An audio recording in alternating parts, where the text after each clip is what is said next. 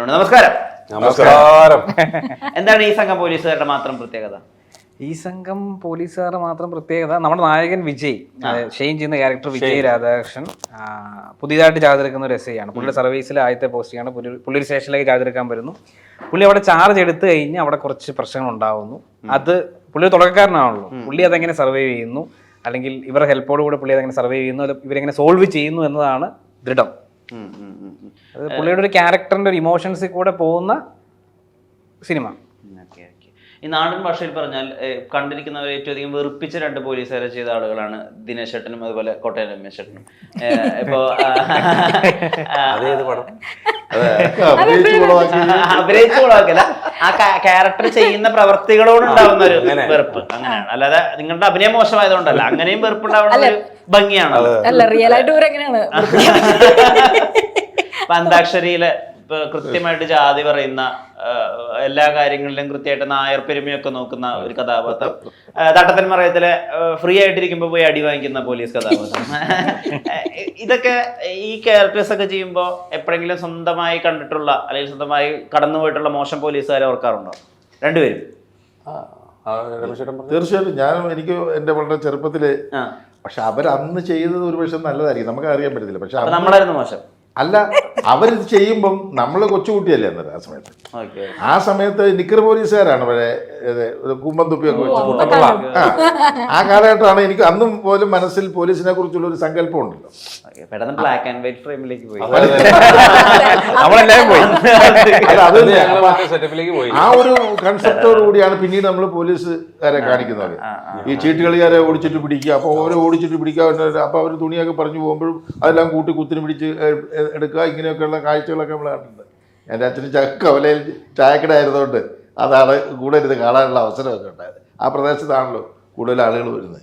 അപ്പൊ അങ്ങനെ ഒക്കെ വന്നുകൊണ്ട് ആ പോലീസുകാരെ കുറിച്ചുള്ള ഒരു ധാരണ അങ്ങനെയായിരുന്നു. ആദ്യം പോലീസായിട്ടുള്ള ഇൻട്രൊഡക്ഷൻ ഓർമ്മയുണ്ടോ ലൈഫിൽ, ജീവിതത്തിൽ ആദ്യം പോലീസുകാരനായിട്ട് അഭിനയിക്കുന്നത്? റിയൽ ആയിട്ട് ഈ പറയുന്നത് ഇലക്ഷൻ സമയമാകുമ്പോ ചായക്കടയിൽ ഈ പോലീസുകാരൊക്കെ വരും ചായ കുടിക്കാൻ. അല്ല, അവര് അത് കഴിഞ്ഞതിന് ശേഷം പാൻറ്റിന്റെ കുറവൊക്കെ ആയി കഴിഞ്ഞതിന് ശേഷം ഒക്കെയുള്ള അതിനോടനുബന്ധിച്ചുള്ള പോലീസുകാർ അങ്ങനെയൊക്കെ ഉള്ളവര് ആ സമയത്ത് നേരത്തെ വരുമായിരുന്നു, പക്ഷെ ഭയങ്കര പേടിയാണ് അവര്. അപ്പൊ അങ്ങനെയൊക്കെ ഉള്ളൊരു ഇതായിരുന്നു പോലീസ് സങ്കല്പം എന്നുള്ളത്. ഈ ആ രീതിയിൽ നമ്മളെ എന്ത് പറഞ്ഞാലും നമ്മുടെ പേര് പറഞ്ഞാൽ എന്താ ഈ നിനക്കാണോ ഈ പേര് എന്നൊക്കെ ചോദിച്ചിട്ട്, അല്ലെങ്കിൽ ഇപ്പൊ നമ്മളിടുന്ന വസ്ത്രം, അല്ലെങ്കിൽ നമ്മുടെ ബട്ടൺ അൺസിപ്പ് ആണെങ്കിൽ അതിന്റെ പേരിലൊക്കെ എന്തെങ്കിലും ഒരു കാരണം കൊണ്ട് നമ്മൾ ഇടിക്കാൻ ഒരു ഗ്യാപ്പ് കിട്ടിയാൽ അത് നോക്കുന്ന പോലീസുകാരും ഉണ്ടല്ലോ. അവരുടെ നിന്നാണോ ഈ തട്ടത്തൻ മറയത്തിലെ പോലീസുകാരനായത്? അല്ല, നമ്മൾ ചെറുപ്പം മുതൽ ഈ പോലീസ് എന്ന് പറയുന്നത് നമ്മളുടെയൊക്കെ ചെറുപ്പകാലത്ത് ഒരു പേടിയാണല്ലോ. നമ്മൾ കളിക്കിലിരിക്കുമ്പോൾ പോലീസ് ജീപ്പിന്റെ ശബ്ദം കേൾക്കുമ്പോൾ എഴുന്നേറ്റ് ഓടുന്നു, അങ്ങനെയൊക്കെയുള്ള ഒരു കോൺസെപ്റ്റ് നിന്നാണ് കാരണം നമുക്ക് അങ്ങനെ ഇവരുമായിട്ട് ഡയറക്റ്റ് എൻകൗണ്ടർ വന്നിട്ടില്ല. ഒരിക്കൽ പോലും പോലീസ് സ്റ്റേഷനിൽ കയറുകയോ അങ്ങനത്തെ ഒരു പരിപാടിക്ക് പോയിട്ടില്ല. ഇവരെ ദൂരത്ത് നിന്നാണ് നമ്മളെപ്പോഴും മാറി നിന്ന് വീക്ഷിക്കുന്നത്. സിനിമയിലെത്തിയതിനു ശേഷമാണ് നമ്മൾ ജീവിതത്തിൽ പോലീസായിട്ട് അഭിനയിക്കേണ്ടി വരുമല്ലോ എന്നുള്ളൊരു ചിന്ത വരുന്നത്. അപ്പൊ നമ്മൾ കണ്ടതും കേട്ടതുമായിട്ടുള്ള വാർത്തകളും നമ്മൾ കണ്ട പോലീസുകാരുടെയൊക്കെ മാനസംസ് അറിയാൻസ് വരുമല്ലോ. ഇത് ഇപ്പൊ ഈ സിനിമയുടെ സമവാക്യങ്ങൾ മാറി ആക്ഷൻ ഹീറോ ബിജു ഒക്കെ വന്നുകൊണ്ട് തന്നെ പോലീസ് സ്റ്റേഷനും പോലീസുകാരൊക്കെ കുറച്ചും കൂടി ജനകീയമായി, ആംബിയൻസ് കുറച്ചും കൂടി ലൈവായി. പണ്ടൊരു ഡ്രമാറ്റിക് അവസ്ഥയാണ്. ആദ്യം പറഞ്ഞ പോലെ ഈ കോൺസ്റ്റബിൾ കുട്ടൻപിള്ള എന്നൊക്കെ വിളിക്കുമ്പോഴത്തേക്കും മറ്റേ ഇതൊക്കെ നമ്പർ അങ്ങനെ വിളിക്കുള്ളൂ. ആ സാധനമൊക്കെ മാറി ഇപ്പൊ ഒരു ഇതായല്ലോ. അപ്പോൾ കുറെ തരം പോലീസ് വേഷങ്ങൾ ചെയ്തിട്ടുണ്ട്. അപ്പം ഞാനിപ്പോൾ ഇതിന് മുമ്പത്തെ ഇന്റർവ്യൂവിലും പറഞ്ഞു, അങ്ങനെ പോലീസ് വേഷങ്ങൾ വിളിക്കുമ്പോൾ പയ്യെ അതിൽ നിന്ന് ഊരാനുള്ള ഒരു ടെൻഡൻസി നമുക്ക് ഉണ്ടാവും. കാരണം എന്നും രാവിലെ ഷേവ് ചെയ്യണം, ഈ പോലീസ് ഗെറ്റപ്പിൽ മുടി വെട്ടണം, പിന്നെ ഈ പിന്നെ പോലീസ് വേഷം ഒരെണ്ണം ചെയ്തു പോയി കഴിഞ്ഞാൽ ചിലപ്പോൾ അടുത്ത പടത്തിലൊക്കെ പോലീസ് എന്ന് പറഞ്ഞ് വിളിക്കും. അപ്പോൾ ഒരു ടൈപ്പ് കാസ്റ്റഡ് ആയി പോകുന്നുള്ള ഒരു പേടിയൊക്കെ ഇതിലുണ്ട്. ഇതിന്റെ മെയിൻ അട്രാക്ഷൻ ഈ ടീമായിരുന്നു. തമിഴിലൊക്കെ പോയി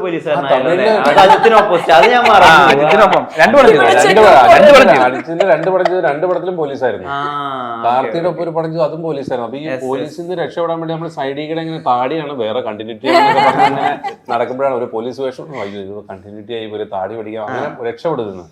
ഇത് പക്ഷെ അങ്ങനെയല്ല. ഇത് ആദ്യം കോളും ജിത്തു സാറിന്റെ അവിടെ നിന്നാണ് വരുന്നത്, മാറ്റിനാണ്. അപ്പൊ ഞങ്ങൾ ഒരുമിച്ച് ദൃശ്യം 2 വർക്ക് ചെയ്തതാണ്. അപ്പോൾ പരിചയമുണ്ട് പോലീസ് സ്റ്റേഷൻ എന്ന് പറഞ്ഞപ്പോൾ പിന്നെ ചിന്തിച്ചില്ല എന്തായാലും ചെയ്യാന്ന് വെച്ചാൽ. കഥ പോലും കേട്ടിട്ടില്ല. പക്ഷെ കഥ കേട്ടപ്പോൾ കൂടുതലുണ്ട് ഷോ സംതിങ് ഈസ് ഡിഫറെന്റ്. അത് നമ്മൾ സാധാരണ ചെയ്യുന്ന പോലെ അല്ലാത്ത ഒരു ടീം ഓഫ് പോലീസ്. ഈ മാർട്ടിൻ പറഞ്ഞിട്ടുണ്ടോ എനിക്കല്ല, അതൊരു ഒരു റെയർ ഓഫ് ടീമിനെയാണ് ഇതിൽ ചെയ്തത്. അപ്പൊ ഞാൻ ഷെയ്ൻ്റെ ഒപ്പം വർക്ക് ചെയ്തിട്ടില്ല. അപ്പോൾ ഷെയ്ൻ്റെ ഒപ്പം വർക്ക് ചെയ്യാൻ ഒരു ചാൻസായി. അപ്പോൾ ഇവർ രമേശ് ചേട്ടനുണ്ട്, ശോഭിത് ചേട്ടൻ, കൃഷ്ണപ്രഭ, പിന്നെ നന്ദനുണ്ണി, വിനോദ് ബോസ്, കുറച്ച് നമ്മളെ സുഹൃത്തുക്കളാണ്, പക്ഷെ സിനിമയിൽ ഒരുമിച്ച് വർക്ക് ചെയ്യാത്ത കുറച്ച് പേരുണ്ട്. അപ്പൊ അങ്ങനെ ഒരു ടീമപ്പായി. അപ്പൊ ഈ മാറ്റം പറഞ്ഞ പോലെ ഒരു സ്ഥലത്തൊരു കുഴിനിലം എന്ന് പറയുന്ന സ്ഥലത്ത് ഒരു പോലീസ് സ്റ്റേഷനിലേക്ക് ആദ്യമായിട്ട് ചാർജ് എടുക്കാൻ വരുന്ന ഒരു എസ് ഐയും, അപ്പൊ അവിടെ ഒരു കോഴിയെക്കട്ട കേസ് പോലും ഇല്ലാത്ത സ്റ്റേഷനാണ്. അപ്പൊ അതുകൊണ്ട് തന്നെ അവിടെ എസ് ഐ ഇല്ല, മറ്റേ ASI ഉള്ളൂ. അപ്പൊ അങ്ങോട്ട് ജസ്റ്റ് ട്രെയിനിങ് ഒക്കെ കഴിഞ്ഞ് വരുന്ന ഒരു എസ് ഐ വരുന്നു, പിന്നെ ചെറിയ ചെറിയ പ്രശ്നങ്ങൾ ഉണ്ടായി തുടങ്ങുന്നു. അപ്പൊ എല്ലാവരും ഇതിൽ ഇൻവോൾവ് ആവുന്നു, പിന്നെ അതിനെ എങ്ങനെ ഓവർകം ചെയ്യുന്നു എന്നുള്ളതാണ് നമ്മളുടെ പടത്തിന്റെ ഒരു ഇതെന്ന് പറയാം. അപ്പോൾ പോലീസ് വേഷം ആസ് ഇറ്റ് ഈസ് ഇതിലൊരു നോർമൽ പോലീസ് വേഷം തന്നെയാണ്, പക്ഷെ ആസ് എ ടീം ഭയങ്കര എൻജോയബിൾ ആയിട്ടുള്ളൊരു വർക്കായിരുന്നു. എനിക്ക് പ്രിസൈസ്ലി ആ തട്ടത്തിന്മറയത്തിലെ പോലീസുകാരനെ എന്തായിരുന്നു അവതരിപ്പിക്കുമ്പോൾ ഉണ്ടായിരുന്ന മാനസികാവസ്ഥ എന്ന് പറയും. അത് വിടൂല, എനിക്കത് കേൾക്കണം. അത് എന്ന് വെച്ചാൽ അതിന്റെ ഓരോ ന്യൂആൻസും ശരിക്കും വിനീത് ശ്രീനിവാസനാണ്. ഈ വിനീത് ശ്രീനിവാസിനെ എവിടെ നിന്നൊക്കെയോ കണ്ടിട്ടും കേട്ടിട്ടും അറിഞ്ഞിട്ടുള്ള സംഭവങ്ങളാണ് ഞങ്ങളെ കൊണ്ട് ചെയ്യിച്ചത്. അപ്പൊ ഇവൻ മനോജ് കെ ജയൻ അതിന്റെ ഇൻസ്പെക്ടറാണല്ലോ. ആ മനോജ് ചേട്ടൻ ഒരു ദിവസം ഷൂട്ടിങ്ങിന്റെ ഇടയിൽ ചോദിച്ചു, വിനീത് ഇത് ഇങ്ങനെയൊക്കെ എഴുതാൻ കാരണം എന്താന്നൊക്കെ ഇങ്ങനെ ചോദിച്ചു. അതായത് വിചിത്രമായ രീതിയിലാണ് വാക്കുകൾ ഉപയോഗിക്കുന്നു, പോലീസ് സ്റ്റേഷനിൽ ഇരുന്ന് ചീട്ട് കളിക്കുന്നു, ഇങ്ങനെയൊക്കെ ഈ പോലീസുകാർ തന്നെ. അപ്പൊ ഇതൊക്കെ ഇത് എവിടെ നിന്ന് വെച്ച് പറഞ്ഞു, നിനക്ക് ഇത് എവിടെ നിന്നാണ് ഈ സാധനം കിട്ടിയെന്ന് ഇങ്ങനെ മനോജ് ചേട്ടൻ ചോദിച്ചു വന്നു. കാരണം നോർമൽ പോലീസുകാർ ചെയ്യുന്ന പോലെ അല്ല ചെയ്യുന്നത്. അപ്പൊ ഇത് മുഴുവൻ വിനീതിന്റെ സൃഷ്ടിയാണ്. വിനീത് അത് എവിടെന്നോ, അപ്പൊ അവൻ ചിരിച്ചിട്ട് ചേട്ടാ എന്നൊക്കെ പറഞ്ഞിങ്ങനെ പറഞ്ഞു. അതായത് അത് അവൻ എവിടെന്നോ കണ്ടിട്ടോ കേട്ടിട്ടോ അല്ലെങ്കിൽ ഭാവനയിൽ മെനഞ്ഞെടുത്ത ഒരു സംഭവമാണത്. എനിക്ക് വല്ലാത്ത സാറ്റിസ്ഫാക്ഷൻ ആണ് ചേട്ടനെ ചവിട്ട് കിട്ടുന്ന. അപ്പോ അങ്ങനെ ഈ പോലീസ് വേഷം വരുമ്പോ പൊതുവെ എല്ലാവരും ഈ പറഞ്ഞ ഇപ്പൊ ശോഭിത് ചേട്ടന് വെറുതെ നടക്കുമ്പോൾ പോലും നമ്മള് മഫ്റ്റിയിൽ പോലീസുകാരൻ നടക്കണമെന്ന് തോന്നുന്നു. അതാണ് ലുക്ക്. അപ്പൊ അതുകൊണ്ടാണ് ഈ പോലീസ് വേഷം എന്ന് പറയുന്നത്. പക്ഷെ ഇപ്പൊ നമ്മുടെ പോസ്റ്ററിലേക്ക് നോക്കി കഴിഞ്ഞാൽ തന്നെ അറിയാൻ പറ്റും, ഒരു ഡിഫറെന്റ് ടീം അപ്പ് ചെയ്തിട്ട് നമ്മളൊരു പുതിയ, ആദ്യം സൂചിപ്പിച്ച പോലെ ഒരു ഗ്രൂപ്പ് ഓഫ് പോലീസുകാരെ ഇറങ്ങുകയാണ് ഇതിനെതിരായിട്ട്. ദൃഢം. എന്താ ഈ പോലീസുകാരിയുടെ പ്രത്യേകത? ഈ പോലീസുകാരി അങ്ങനെ ഭയങ്കര പ്രത്യേകത ഉള്ള അങ്ങനെ പറയാൻ പറ്റത്തില്ല. അതിന്റെ അകത്ത് ഈ രമ്യ സുരേന്ദ്രൻ പണ്ട് മലയാള സിനിമയിൽ പോലീസുകാരി എന്ന് പറയുമ്പോൾ ഒരു ടെംപ്ലേറ്റ് ഉണ്ടായിരുന്നു. ഒന്നില്ലെങ്കിൽ അവർ കോമഡിക്ക് വേണ്ടിയായിരിക്കും, അല്ലെങ്കിൽ അവർ മണ്ടിയായിരിക്കും, അല്ലെങ്കിൽ അവർക്ക് ഡയലോഗുകളൊന്നും ഉണ്ടാവില്ല. റീസെന്റ് ആയിട്ടാണ് അവർ കുറച്ചുകൂടി തിങ്ക് ചെയ്യാനൊക്കെ തുടങ്ങുന്ന പോലീസൊക്കെ ആയി മാറി തുടങ്ങി. ഇപ്പൊ നായാട്ട് വന്നപ്പോ കുറെ മാറി, അല്ലെങ്കിൽ റോന്തില്, അഞ്ചാം പാതിരിലൊക്കെയാണ് കുറച്ച് മാറി വന്നു തുടങ്ങി. അതിപ്പോ ഇവിടെ മാത്രമല്ല, ഇപ്പൊ ഹിന്ദിയിലായാലും ഒക്കെ മറുതാനി ഒക്കെ വന്നു തുടങ്ങിയ സമയത്ത്. അപ്പൊ ദൃഢം അവിടെ എവിടെ പ്ലേസ് ആവുന്നു? ഈ രമ്യ സുരേന്ദ്രൻ വളരെ മെച്യൂർഡ് ആയിട്ടുള്ള ഒരു പോലീസുകാരത്തി. പണ്ടത്തെ ഇപ്പൊ കോമഡിക്ക് വേണ്ടിയിട്ടുള്ള ഒരു പോലീസുകാരത്തി. ഇപ്പൊ ഞാൻ ഇത് താണ്ട പോലീസ് എന്ന് പറഞ്ഞിട്ട് ഞാനൊരു സിനിമയില് പോലീസായിട്ട് ഞാൻ ചെയ്തിട്ടുണ്ട്. അപ്പൊ അത് കുറച്ച് ഹ്യൂമർ ടച്ച് ഉണ്ട് എന്ന കാര്യത്തോടെ എടുക്കുമ്പോൾ അവരുടെ പോലീസ് സ്റ്റേഷന്റെ സീരിയസ്നെസ് അത് ഇതെല്ലാം പോകുന്നുണ്ടെങ്കിൽ കൂടിയും ഇതങ്ങനെയല്ല.